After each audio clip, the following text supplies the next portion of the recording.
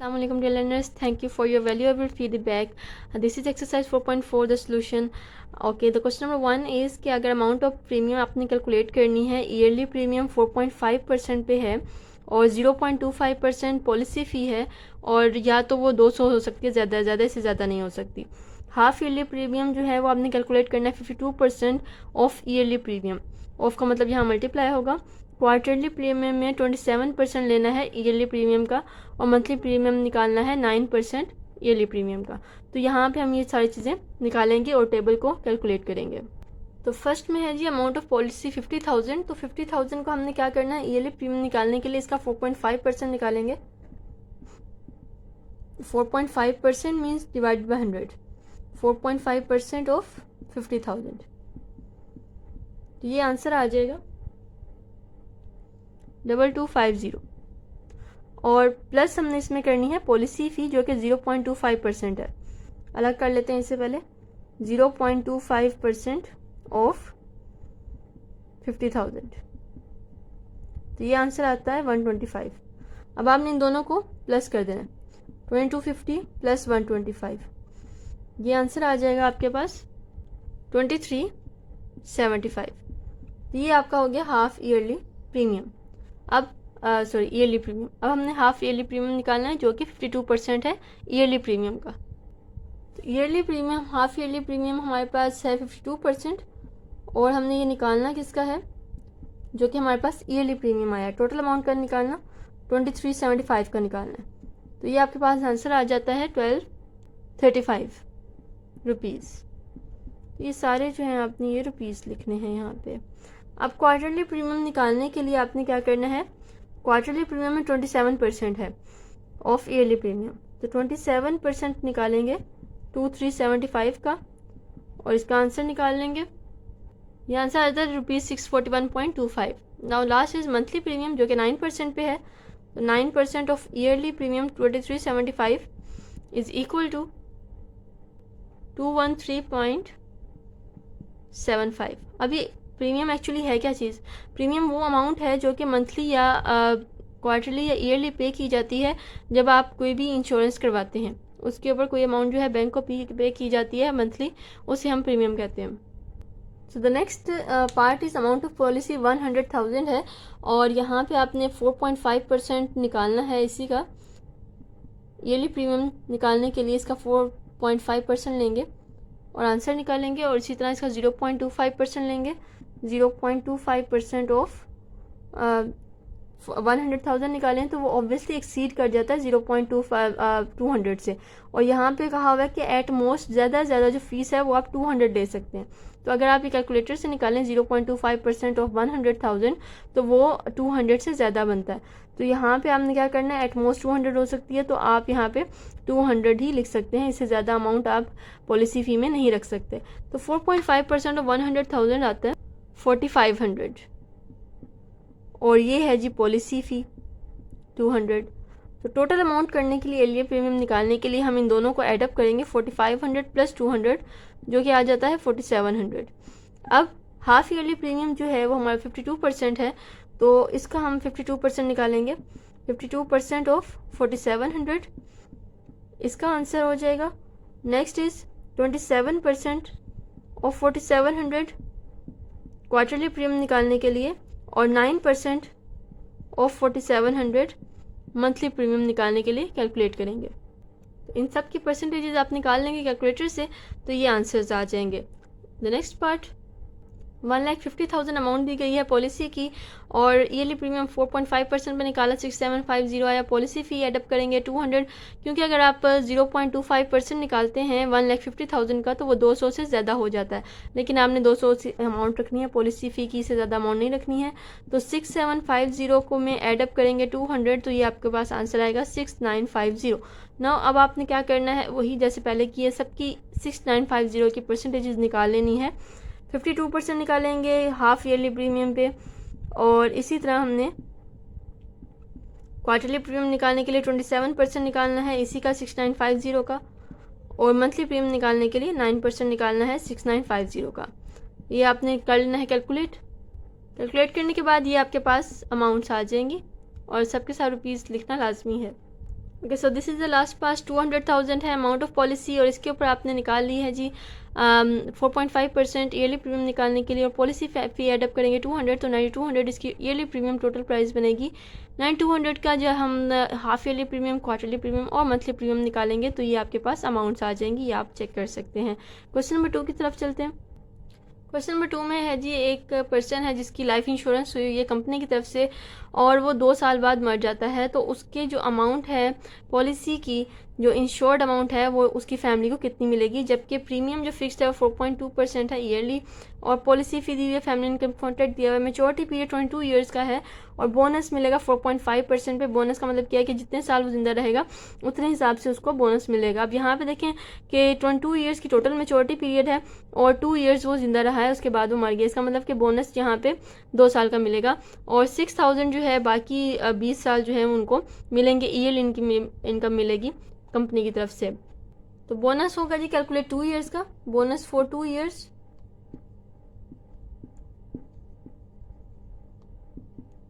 तो 4.5% ऑफ 50,000, और ये कितने साल के लिए, 2 साल के लिए, तो 2 से मल्टीप्लाई कर देंगे तो आपके पास आता है 4500 रुपीज़। अब इसके बाद 6000 मिलेगा उनको for next 20 years, 6000 for next 20 years monthly. तो 1 मंथ का 6000 है, तो 20 ईयर्स का निकाल लेते हैं। 6000 ईयर इनकम है, 1 ईयर का 6000 मिलेगा, तो 20 ईयर्स का निकालने के लिए 20 को 6000 से मल्टीप्लाई कर देंगे तो आंसर आ जाएगा 1,20,000। तो इसको अब कर लेते हैं एडअप। हमारे पास जो टोटल पॉलिसी फ़ी है वो 50,000 है, तो जो टोटल अमाउंट उसको मिलेगी, जो उसने पॉलिसी उसकी अमाउंट थी इंश्योरेंस अमाउंट वो 50,000 है, प्लस जो बोनस है 4500 है, प्लस जो उनको नेक्स्ट 20 ईयर्स का मिलना है वो 1,20,000 है। तो इन सबको एडअप करिए तो आंसर आता है 1,74,500। 3 में है जी मिस्टर अहमद अली, जिन्होंने अपना घर इंश्योर करवाया है 75, जिसकी वर्थ है 7500,000 2% के लिए फॉर 4 ईयर्स। आपने 4 ईयर्स पे जो अमाउंट पे की गई है वो कैलकुलेट करनी है, जबकि रेट ऑफ डेप्रिसिएशन 10% ईयरली है। डेप्रिसिएशन का मतलब होता है अमाउंट में कमी, उसकी वैल्यू में कमी, जैसे जैसे घर जो है टाइम के साथ साथ उसकी वैल्यू में कमी आती जाएगी, जो कि 10% ईयरली फिक्स की गई है। अब आपने इसकी अमाउंट फाइंड करनी है। टोटल अमाउंट है जी 7500,000, जो कि वैल्यू है वर्थ हाउस की वर्थ है। तो फर्स्ट आपने जो प्रीमियम निकालना है, प्रीमियम क्या अमाउंट है जो कि आप बैंक को पे करेंगे हर महीने या हर साल, जैसे ही आपको प्रीमियम फिक्स किया गया है। तो यहाँ पे 2% ईयरली फिक्स किया गया है, तो इस वजह से हम 2% निकाल रहे हैं 7500,000 का।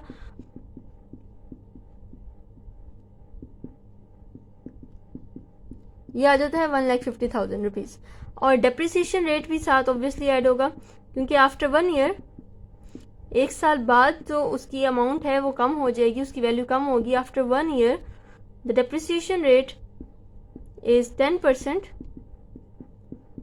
उसकी जो टोटल मालियत है उसमें 10% की कमी आ जाएगी, तो इसका 10% निकालें तो आंसर आता है 7,50,000। तो वैल्यू आफ्टर 1 ईयर, 1 साल बाद उसकी वैल्यू घट जाएगी 7500,000 में से हम जो उसकी डेप्रिसिएशन वैल्यू है माइनस कर देंगे, 7,50,000 माइनस कर देंगे, तो हमारे पास आंसर आ जाएगा 67,50,000 रुपीज़। अब नेक्स्ट इसका हमने सेकंड प्रीमियम फाइंड करेंगे। तो जी अब हमने निकालना है, दिस इज़ फर्स्ट प्रीमियम हम जो हमने अभी कैलकुलेट किया 1,50,000, और डेप्रिसिएशन वैल्यू थी वो 67,50,000 आ गई थी। अब हम सेकंड प्रीमियम निकालते हैं। सेकंड प्रीमियम जो कि दूसरे साल में पे किया जाएगा, सेकंड प्रीमियम 2% निकालेंगे, किसका, 67,50,000 का, क्योंकि अब उसकी अमाउंट जो है कम हो गई, मालियत घर की 10% कम हो गई, तो हम इसका अब जो है प्रीमियम निकालेंगे। तो इसका 2% निकालें तो ये आता है 1,35,000 रुपीज़, और आफ्टर 2 ईयर्स जो उसकी डिप्रिसिएशन हो जाएगी, after 2 years depreciation value at the rate of 10%। तो 10% निकालेंगे जी 67,50,000 का, तो ये आंसर आ जाता है 6,75,000। तो इतनी अमाउंट से वो कम हो जाएगा। तो आफ्टर 2 इयर्स जो वर्थ ऑफ हाउस रह जाएगी, घर की मालियत रह जाएगी, उसको हम 67,50,000 में से माइनस करेंगे 6,75,000। तो ये आंसर आ जाएगा 60,75,000 रुपीज़। तो 2 साल के बाद घर की जो मालियत रह गई वो रह गई 60,75,000 रुपीज़। अब हम इसी तरह कैलकुलेट करेंगे थर्ड प्रीमियम। ये भी 2% किसका निकालेंगे, जो कि अमाउंट रह गई थी डिप्रिशिएटेड अमाउंट 6,75,000 का।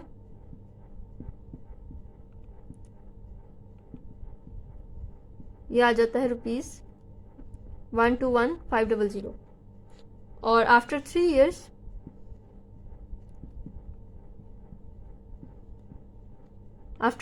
ऑब्वियसली फोर्थ ईयर स्टार्ट हो जाएगा, उसमें डिप्रिसिएशन वैल्यू नहीं होगी। तो फोर्थ प्रीमियम जो आपका है लास्ट, वो आप पे नहीं करना होता, तो फोर्थ प्रीमियम 0 आ जाता है। तो total amount in 4 years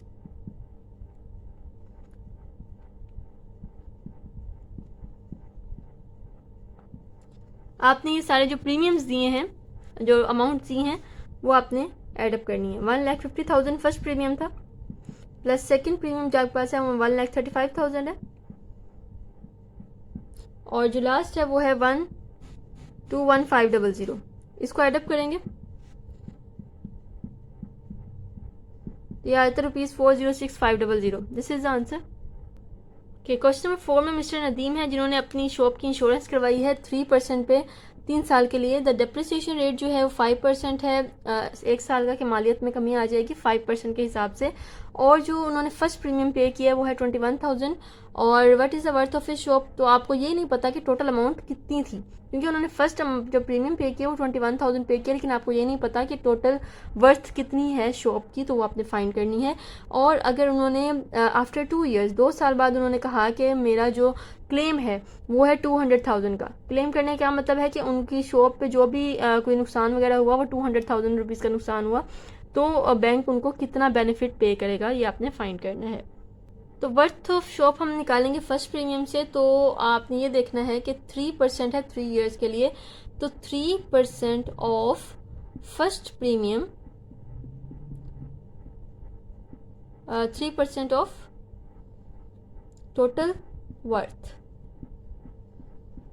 is equal to 21,000 rupees. मतलब कि टोटल वर्थ का उन्होंने 3% जो पे किया वो 21,000 रुपीज़ है। तो टोटल वर्थ फाइंड करने के लिए हम इधर से 3% इसको इस तरह लिख सकते हैं, 3% ऑफ की जगह आएगा multiply of total worth is equal to 21,000 rupees. अब हमें क्या फाइंड करना है, टोटल वर्थ। यहाँ से टोटल वर्थ इक्वल टू ये 100 वहाँ जाके मल्टीप्लाई हो जाएगा, मतलब ऑब्वियसली ये वहाँ जाके उल्टा हो जाएगा, 100/3 बन जाएगा। तो इसको हम मल्टीप्लाई करेंगे तो आंसर आ जाएगा 700,000 रुपीज़। तो ये उनकी टोटल वर्थ आ गई उनकी शॉप की। तो टोटल अमाउंट आ गई 700,000 रुपीज़, और फर्स्ट प्रीमियम जो उन्होंने पे किया था वो 21,000 रुपीज़ है। अब आफ्टर 1 ईयर 1 साल बाद जो डेप्रिसिएशन रेट है वो 5% है। Depreciation at the rate of 5%। तो 5% निकाल लेंगे 700,000 का, ये आ जाता है 35,000 रुपीज़। अब इसके ऊपर हमने आप आफ्टर 1 ईयर जो वैल्यू ऑफ शॉप रह जाएगी इज इक्वल टू, यहाँ पे हम 700,000 में से माइनस कर देंगे 35, this is 100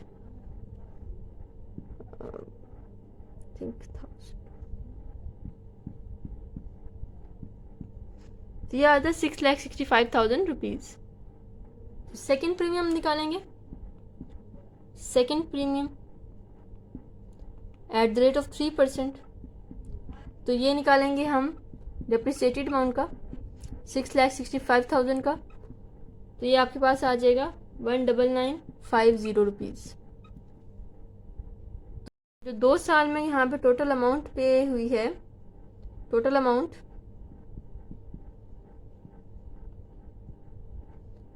paid in 2 years, तो यहाँ पे फर्स्ट प्रीमियम जो था वो 21,000 था जो मिस्टर नदीम ने पे किया था, और सेकंड प्रीमियम वो 19,950 है। तो टोटल जो प्रीमियम पे किया गया है वो है 40950 रुपीज़। तो जो अमाउंट उन्होंने क्लेम की है कि मेरा जो नुकसान वगैरह हुआ है शॉप का, वो हुआ है 200,000 का अमाउंट क्लेम्ड। ये क्लेम करने के लिए उन्होंने डिफरेंट प्रूफ्स दिए होंगे कि मेरी जो शॉप का नुकसान हुआ है वो 200,000 के हिसाब से हुआ है। तो ये जो है फिर जो नुकसान है वो कंपनी पे करेगी अगर आपकी शॉप की इंश्योरेंस हुई हुई है। तो यहाँ पे बेनिफिट जो उनको मिलेगा, जो उनको फ़ायदा होगा कि 200,000 उन्होंने क्लेम किया है और जो उन्होंने पे किया था वो हुआ था 40950 रुपीज़। तो 95 ये आ जाएगा 159050 रुपीज़। 5 मिस्टर आदिल जो है उन्होंने एक रनिंग बिजनेस जो है लिया है, और वो है उसकी जो मालियत है वो है 100,000 रुपीज़, और इसको इंश्योरेंस करवाई है उन्होंने 2.5% ईयर के हिसाब से, और जो उन्होंने उसका प्रीमियम पे करना है वो 4 years का पे करना है।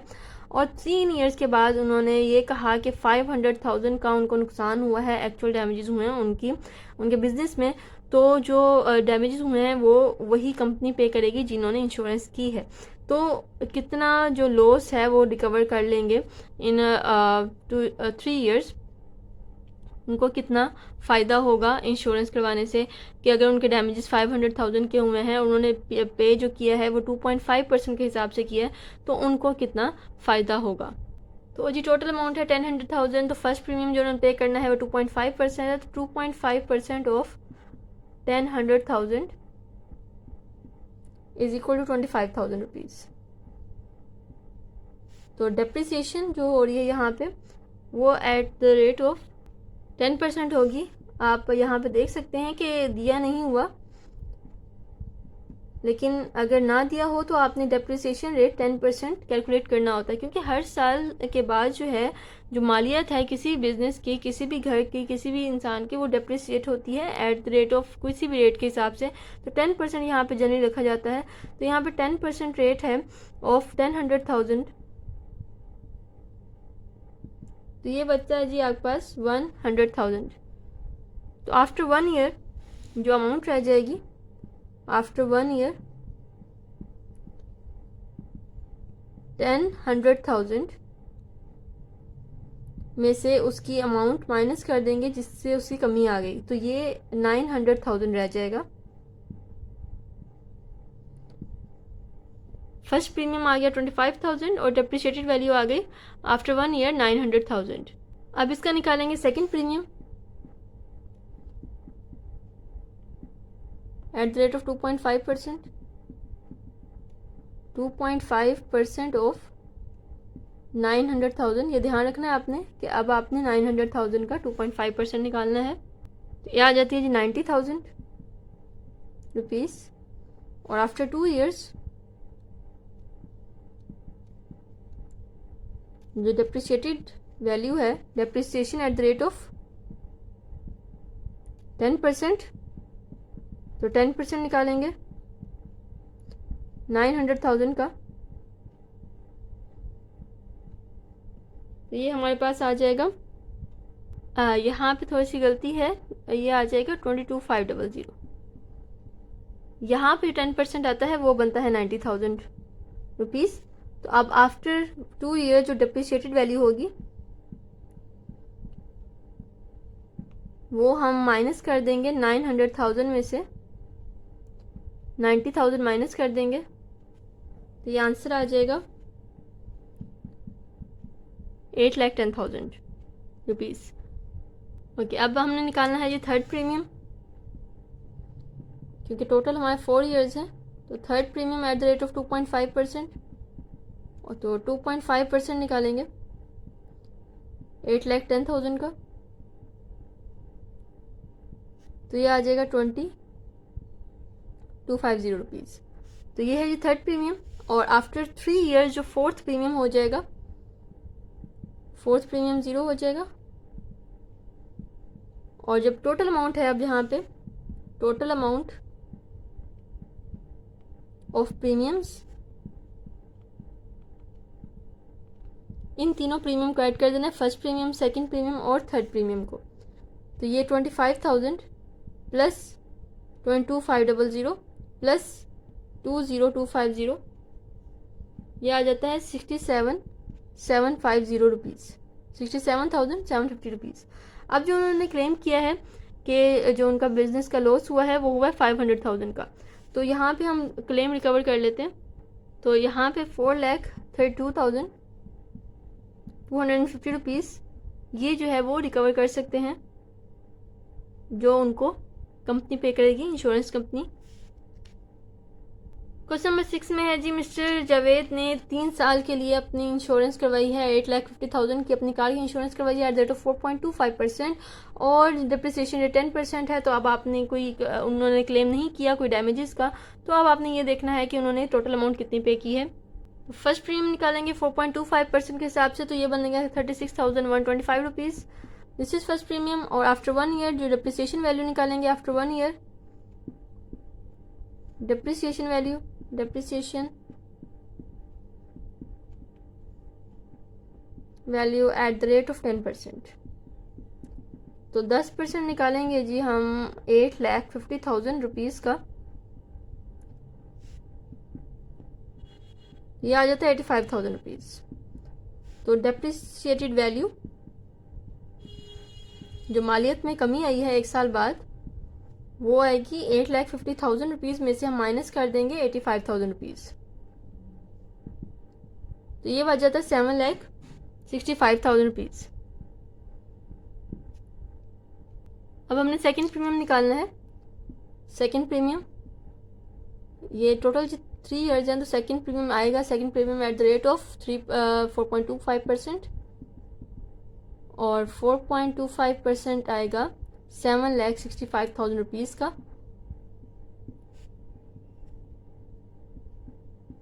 3,512.50 रुपीज़।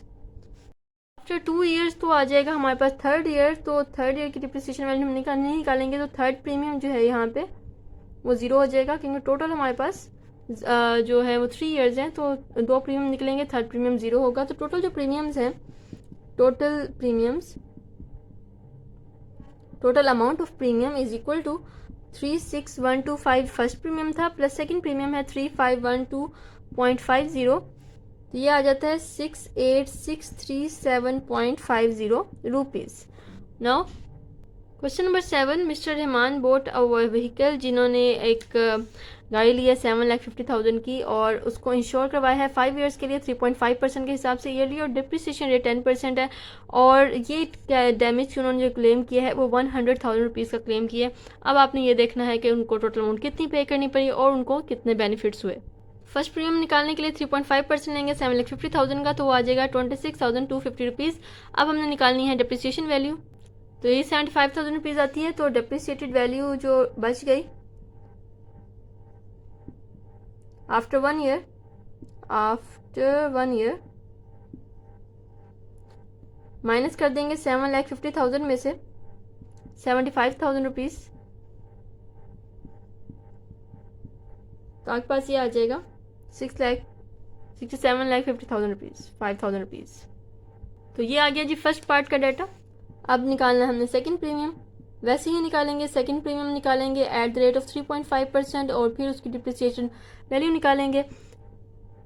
तो जी सेकंड प्रीमियम आ जाता है ये 3,625 रुपीज़।